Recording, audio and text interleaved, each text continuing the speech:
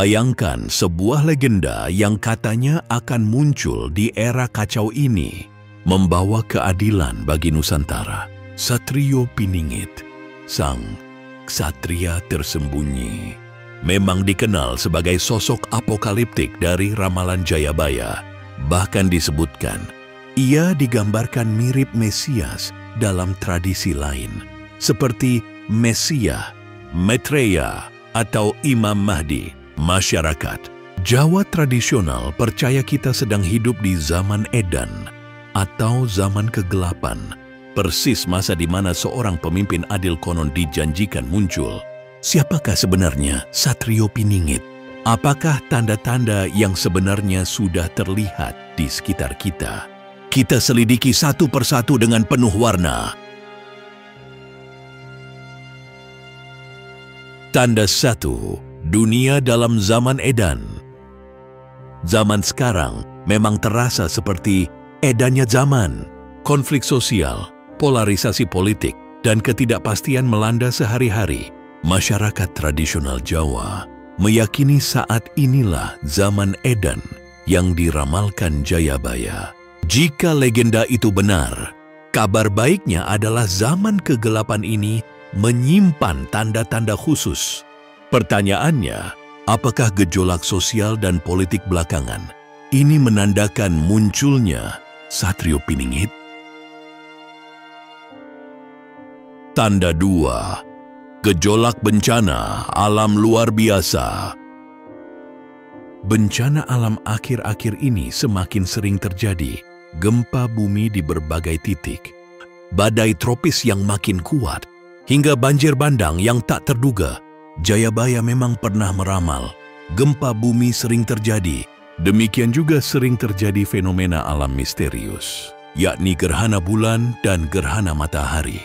Artinya, langit seolah berbicara dengan kita. Jika tanda-tanda itu benar, peningkatan anomali cuaca dan gempa dahsyat bisa jadi bocoran zaman pahit sebelum sang pahlawan muncul.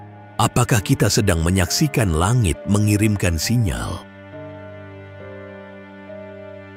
Tanda 3. Ketidakadilan dan penindasan merajalela. Ramalan Jayabaya tidak hanya bicara soal alam, tapi juga soal kehidupan manusia. Ia menyebut periode terakhir dunia sebagai masa penuh penderitaan di mana orang-orang tertindas oleh para penguasa licik. Hari ini kita melihat banyak berita tentang orang baik yang sengsara, penindasan aparat terhadap rakyat kecil, atau korupsi menjamur. Semua itu persis seperti proyeksi masa penuh penderitaan dalam ramalan. Jika banyaknya ketidakadilan ini benar-benar menandakan sesuatu, bisa jadi itu adalah panggilan terakhir untuk Satrio Piningit muncul mengakhiri penderitaan rakyat.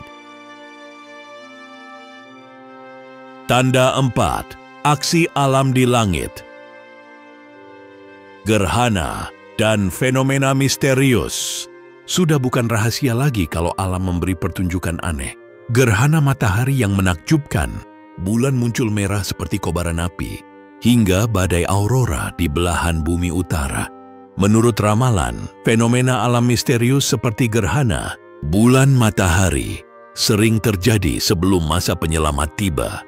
Warga Jawa percaya, jika langit mulai berbicara dengan tanda-tanda pelik, mungkin Satrio Piningit sedang mengintip ke permukaan dunia ini. Jadi setiap kali kita melihat langit beraksi tidak biasa, apakah itu peringatan yang diutus Tuhan? Tanda 5. Era kendaraan besi dan teknologi luar angkasa. Coba lihat sekeliling, mobil-mobil melaju tanpa kuda, pesawat mengangkasa, kapal ruang angkasa melintas ke angkasa. Jayabaya meramalkan, sang Ratu Adil, Satrio Piningit, akan muncul saat kendaraan besi dapat berjalan tanpa kuda dan kapal dapat menjelajah langit dan angkasa. Artinya, dalam ramalan, kemunculannya sudah diagendakan di era modern ini. Kini gelombang teknologi sudah terjadi, kecerdasan buatan, internet, hingga eksplorasi luar angkasa. Jika kita mencocokkan kalender dunia dengan naskah kuno, barangkali kini saatnya para kendaraan besi dan kapal angkasa siap menyongsong. Sang kesatria tersembunyi. Tanda 6. Dewa dalam tubuh manusia.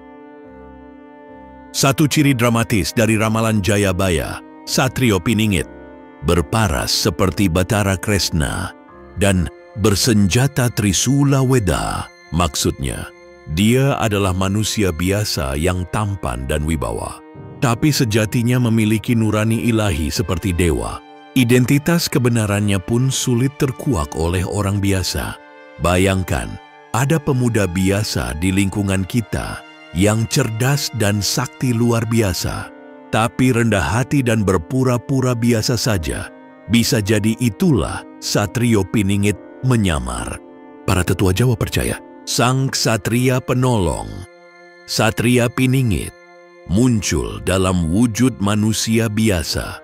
Jadi hati-hati dengan tokoh muncul tiba-tiba yang kelihatannya biasa, tapi serba matematika, mungkin melebihi manusia biasa. Tanda 7. Hidup yatim piatu dan mandiri. Ramalan juga menggambarkan Satria Piningit bukan orang sembarangan.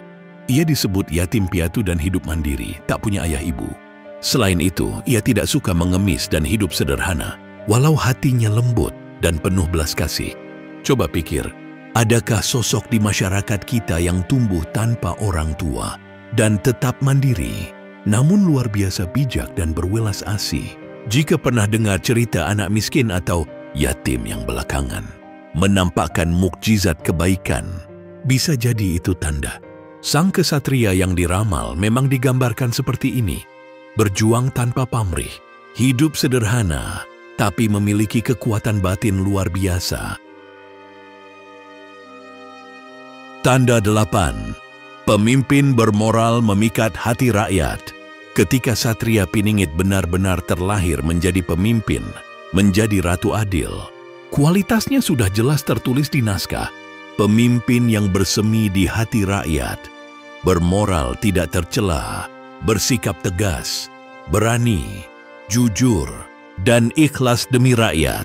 Artinya, sosok ini mampu membuat rakyat mencintainya tanpa pandang muka. Ia digambarkan tidak peduli kaya atau miskin, ganteng atau jelek. Yang penting, ia menegakkan keadilan tulus. Jika suatu hari ada politikus atau pemimpin baru yang tiba-tiba menaik popularitas karena karakter mulia dan rendah hati seperti ini, itu bisa jadi salah satu tanda-tanda bangkitnya Satria Piningit. Poinnya, hati rakyat yang tergerak ada menjadi sinyal terkuat, bukan kekayaan atau keturunan.